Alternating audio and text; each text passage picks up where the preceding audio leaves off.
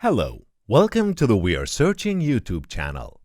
In this video, I'm going to show you how to find out how much time you spent every day in Facebook app step by step. First, go to Facebook app on your phone.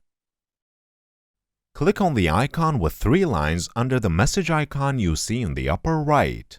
Then tap on Settings button from these different options that appear in front of you. After that, tap on Your Time on Facebook option available under the Preference section. To find out how much time you spend on Facebook, tap on See Time button in the See Your Time section.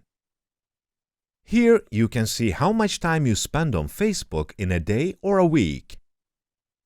I hope you enjoyed the video. If you want videos like this to come, don't forget to subscribe to our channel, like the video, comment, and click the bell for new videos.